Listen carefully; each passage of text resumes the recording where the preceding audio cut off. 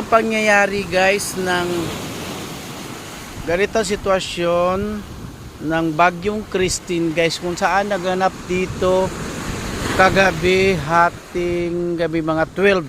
So kung nakita nyo yung seawall guys, ganito kataas ang hampas ng alon. So lampas ng tao guys, oh. Ganito, oh. Diba guys, ganito siya. So aakyat ako din guys, ganito kataas ang alon, oh.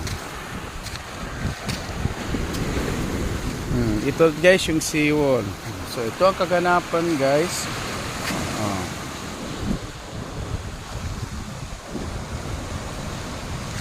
Kung nakikita nyo guys dito sa aking kinatayuan, ito ay patag pa guys, wala pa tong bato.